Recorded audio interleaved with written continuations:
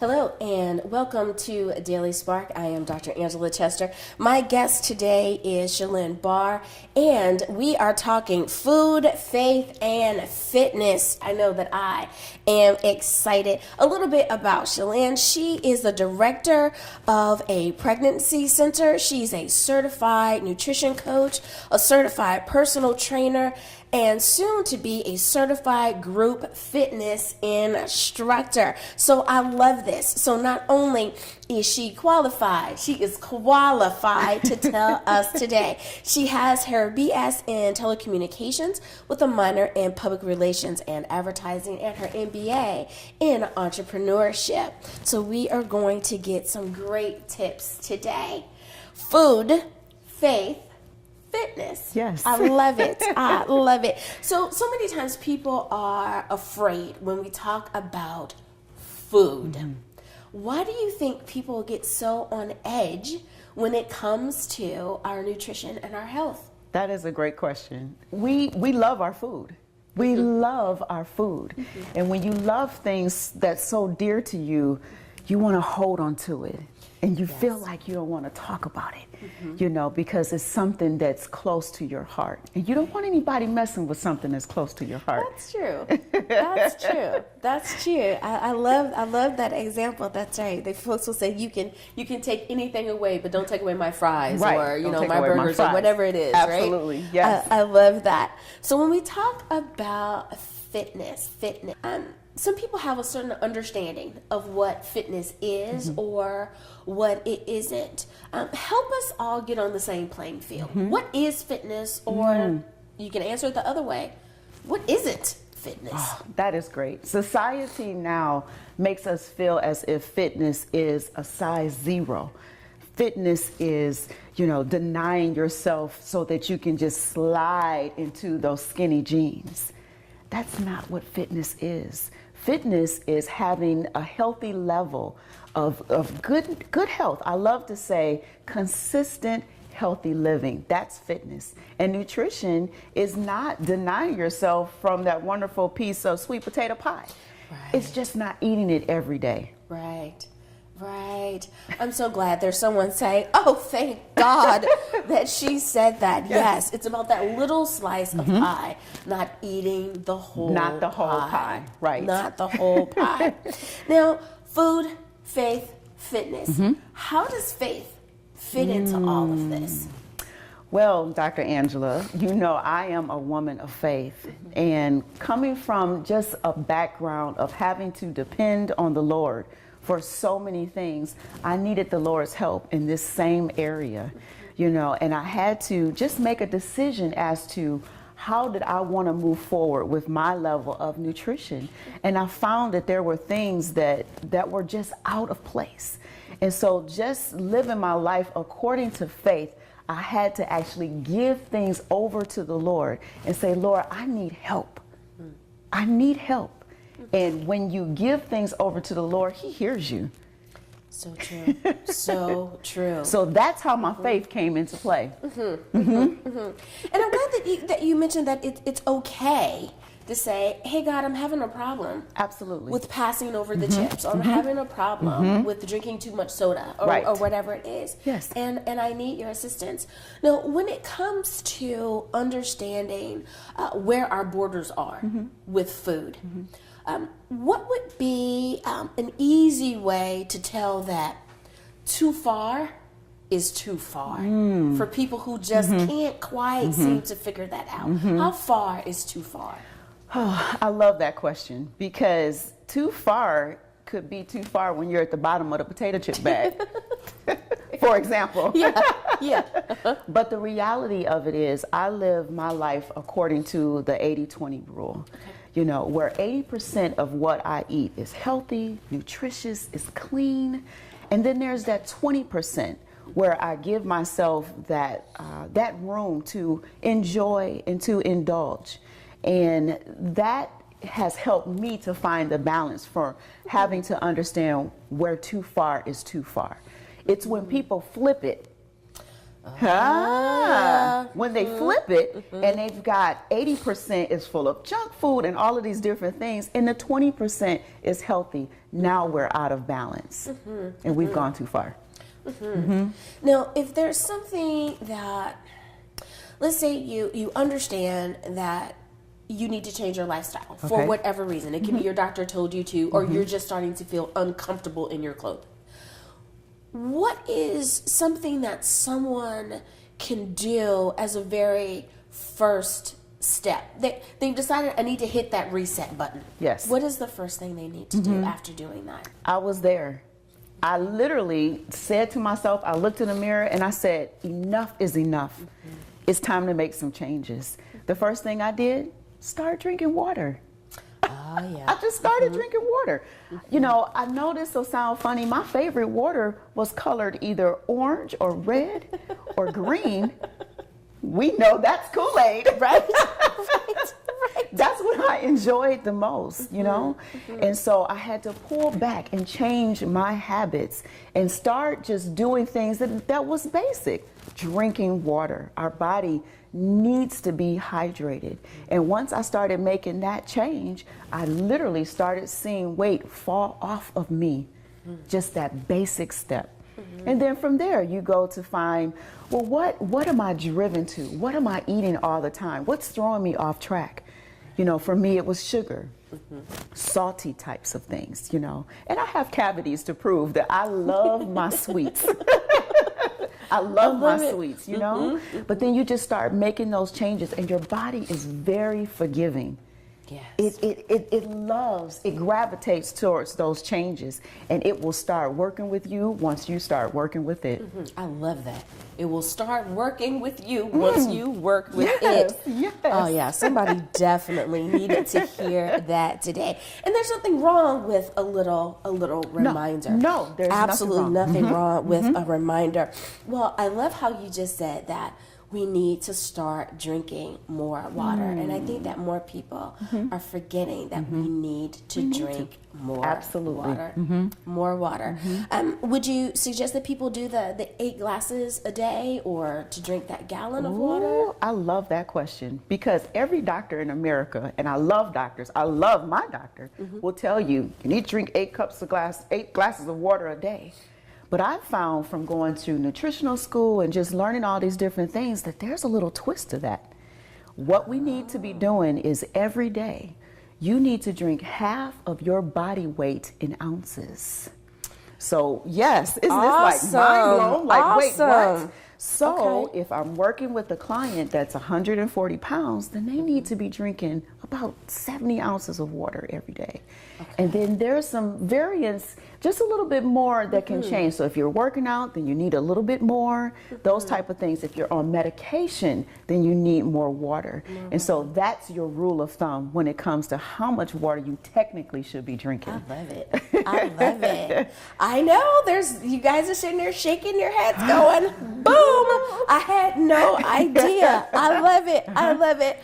Well, viewers, we need to go to commercial, but don't worry, we're going to keep up this great conversation when we get back. We'll be back in a moment.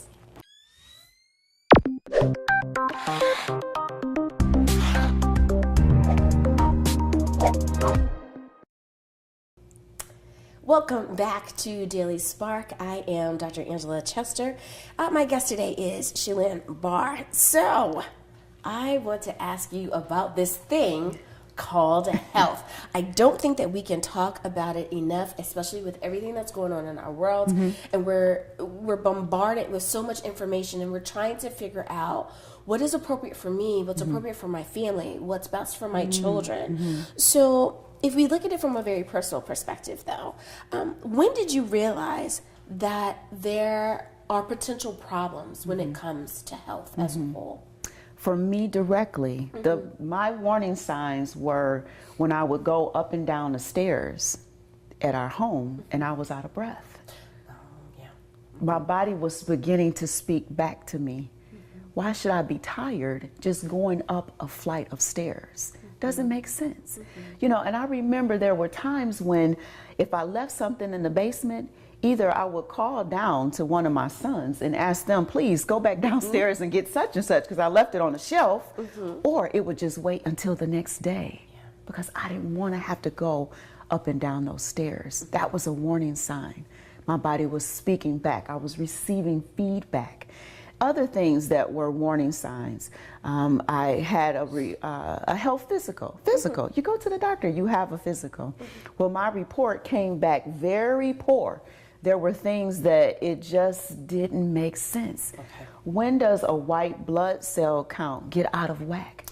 How do I have high cholesterol? Why is my iron out of whack? Those were signs, feedback. My body was speaking to me. I needed to make changes, and so I did. You know, I am a very big advocate for being an advocate for yourself, for being in tune with your body and learning what is the normal for you. That's the best way I think that you can have a really great conversation with your MD is to be able to say, I used to feel this way and now I feel this way. So I know that something is going on here and to help them help you. Now, what I love in having conversation with you is that you are a self-proclaimed former potato chip addict.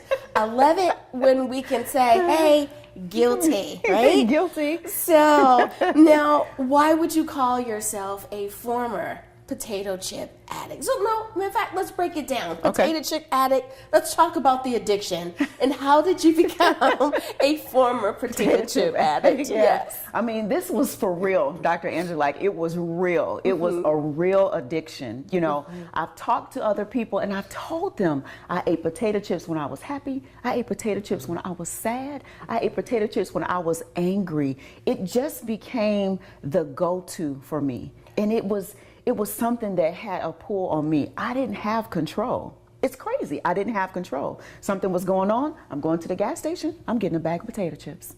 Wow. You know, and it became a thing of just, you know, cracking open that bag and just, it sent something through me. And that's when I knew that this is beyond just wanting a bag of potato chips or just having it as a side dish, you know, with the turkey sandwich. Right. Right. It was something more. And that is where I realized I needed to give this over to God because something had taken his place for filling a void or something that I was after. It was an addiction. And I'm so glad that you were able to confront it, to first of all realize that, wait a minute, there's something going on here. Because I think that so many people get stuck in the, oh, I'll be fine. I'll be fine. It's just a phase. It's just a phase. I'm just going through something and it'll be okay. So how did you determine that today's the day I am breaking this addiction, I am setting myself free? Well, I was carrying extra weight. And so with the report that the doctor gave me, I had to make changes. We know that potato chips are salty and they're greasy. Well, I had high cholesterol. Okay. Indicative of what potato chips have. They're fried, no matter, you know, and it's funny because even with trying to make changes, I didn't want any baked potato chips. That was not going to help me. I didn't want baked potato chips. Right. I wanted the kind that I wanted. Right. And so there was those changes. And so as things went along, you know, I just started consciously making a decision that I wasn't going to eat potato chips as much as I wanted to, as much as I felt that pull, and I just started a process of backing out. You know, instead of it being 5 days a week, maybe 4. Right, right. Because there was a weaning process. Steps. Right, That's right. That's right. Just those baby steps, you know. And at the same time, gearing my emotions and my mind to realize that that wasn't going to be my go-to anymore. That's right. So I didn't just pull the plug. I made some changes, baby steps along the way. I love it. I absolutely love it. Now, I know that you have a passion for really helping others with the business that you do and all that you do. Do you believe that when someone has a passion for doing something, when do you believe they should step out in that passion? Immediately. just step out immediately. A lot of times people try to say, well, I'm waiting on God to give me my call. I'm waiting for the heavens to part and for him to just say, hey, get going. You take one step, even if you feel like it's a little off kilter, and he will be right with you. And so when you have that passion, there's somebody on the other line, that on the other side, that's waiting to hear your message. So we don't have the opportunity to just keep it to ourselves. We have to share. We have to share. I love that. And what a great note to go to commercial on. We have to share. I love that. Well, viewers, we need to take a commercial break. We'll be back right after this.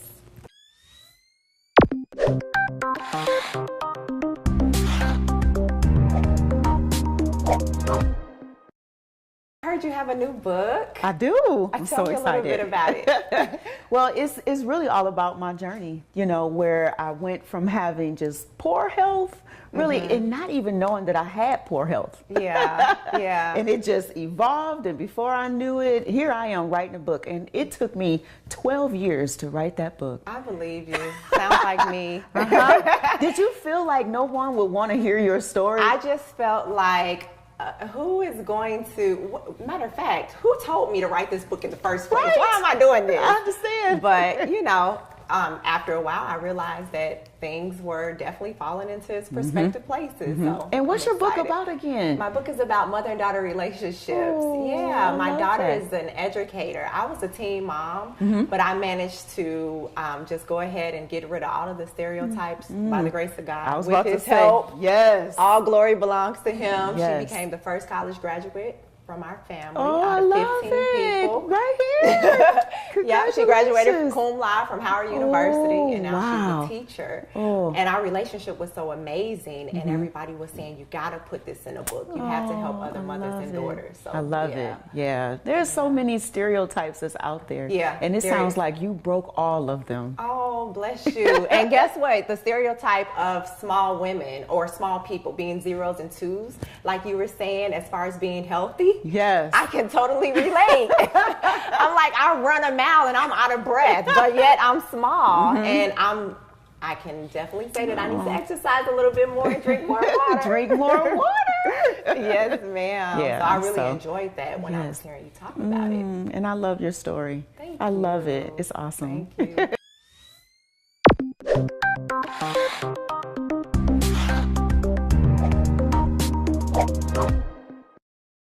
And we are back. Hi, thanks for joining me for Daily Spark. I'm Dr. Angela Chester, and my guest is Shalynne Barr. Thank you so much for being on the program today. Now, we're talking faith, we're talking food, we are talking fitness, things that people like to talk about, but don't want to talk about all at the same time, right? Because it's like, hey, if we're going to go somewhere to eat, I'm game. But if you're telling me about that dirty word called diet, I don't want to talk about that. But I love how you have been able to bring a sense of balance to all of those things and to kind of do a mindset change or a mind shift, if you will, in how we view those things. So what would you say is one of or some of the greatest hindrances that people have when it comes to determining that you're going to live a healthy lifestyle? The greatest hindrance that I find is the financial commitment that people have to make when it comes to bringing someone as myself in, as a nutritional coach and a fitness coach. A lot of times, a personal trainer even, if you will, people are very hesitant to say, well, why do I need to pay you? I can get on Google, I can get on Pinterest, I can find plans, and I can find what I need to take care of my own health. And there is a mindset that goes into, hiring someone, and I find though, that I am in my line of work to help people. So my prices are always something that's very fair because I'm always chasing what's that return in investment. You know, what are people going to receive out of spending time with me and out of working with me? But it's really getting people past that hurdle of, I'm going to pay her money for this. And there's, you know, and that's the thing. That's the thing. And so I always think about how when we are in restaurants, or let's just say in car dealerships, and there's that vendor machine. And you're sitting there and you're waiting for your car to get fixed. You will find $5 in that purse. You will look in the cushions of the couch at the dealership. You will find that change. Before you know it, you're at the vending machine and you're pumping $5 into that. Now stick with me for a second, because if you think about it, what is the return of investment of spending that $5 in the vending machine? You're going to get a bunch of calories. You're going to get empty calories that are going to turn from glucose into fat. And I always tell people, if you take that $5, the $5 that you have worked for all week, and put that towards something that's going to help you, oh, the return is amazing. The return is amazing. I like how you use the word, we have to learn how to invest in ourselves. And I think that people don't use the word self-investment quite enough. They don't understand how investing in self is as important in investing in the stock market or any of the other things that we would want to invest in. So if someone says, hey, I like this concept, I like that word that you threw out there at me, what would be some things that someone could do initially? I'm new at this, never heard that phrase before, I like what you're saying. How do I get started on this self-investment thing? Best place to start is, first of all, making conscious decisions that you're ready to make a change. It's stopping to say, as you mentioned earlier, I need to make changes. There's things about me that needs to change. And so you make that first step. You have to start there, because once you align your brain with what the intended purpose is, things definitely change. And so you make that first step right there. And then you seek out the best personal trainer, nutritional coach that will fit you. You know, there's personalities, there's all these different types of things that come into play. And so you have to know what works best for you. You know, some people that I come across love that command style. They love for people to say, get down and give me 20, you know, and then there's other people that are looking for a soft, more passionate voice. That all feeds into your path, you know. So those are things that we have to do. I like that answer, and that's true. I don't need the gunny, you know. I don't need that. I don't need that, you know. But that occasional, come on, give me 2 more. You're like, okay, let's do 2 more. Yes. Now you mentioned a very important thing, and that is that there are different styles, that there are different ways of doing it. What are 2 or 3 things that someone who is deciding that, hey, I'm going to take this to the next level, I'm going to get a coach? What are 2 things that you really need to look for when you're making the decision to invest in a coach? That's a good question, because there are 2 main things that you really want to look for. You want to look for someone who has your best interests at heart. Someone that's interested in who you are as a person and who wants to help shape your healthy outlook to the best of what fits you. Remember, I'm just not an advocate of size 0, size 2, all of that type of thing. No. We're looking for healthy, we're looking for balance, okay? The other thing too is that we are looking, you know, you should be looking for someone who is going to be a partner for you. Just a partner, you know. I love just a partner, someone that you can become a friend with, and someone that, you know, just is, as I kind of pairs with the first thing, but just has your best interests at heart. And then the other thing too is that then you start making lifestyle changes. I think I gave you 3, but is that okay? That's fine. Okay, that's fine. We're just gonna roll with 3. But you just start making lifestyle changes. So if you find that on every Friday night that you have a Butterfinger, but you had one on Sunday and Tuesday and Thursday, right, we've gone too far. And you just start making conscious changes along the way. So I love that. Just making the conscious changes. If we're just aware of what we're doing, then that can be all the difference in the world. Would you suggest then to people that should they journal? Should they keep track of what they're doing? Is that okay for the person who likes to write it down? Would that work as well? Yes, journaling has been a huge, I would say, go-to even for myself, because I was able to see, when there maybe wasn't movement on a scale, or maybe, I'm measuring myself and I noticed that things were not changing, I was able to literally go back in my journal to see that I had written down that I had, extra piece of 7-Up pound cake, or maybe where I did, have a little extra sauce on my stir fry, or an extra cup of white rice. You know what I mean? And so the journaling is great because you're able to literally go back and find what has derailed the forward process. So journaling is wonderful. And there's so many things now. I'm a pen and paper girl. I love my pen and paper. But for those that are more gadget or more technical, there's on our iPhones, there's all different, or I should say Samsung phones, right? There's all different types of apps out there. You've got your apps where you can log your food. Yes. I love it. I love it. Well, Shalynne, thank you so much for being on the show today. I have enjoyed my time with you. Thank you. Well, viewers, we hope that you have enjoyed this food, faith, and fitness as well. And of course, we want you to be inspired, enlightened, and empowered, not only today, but for your tomorrows as well. Have a great time, everyone. And until next time, be blessed in the Lord.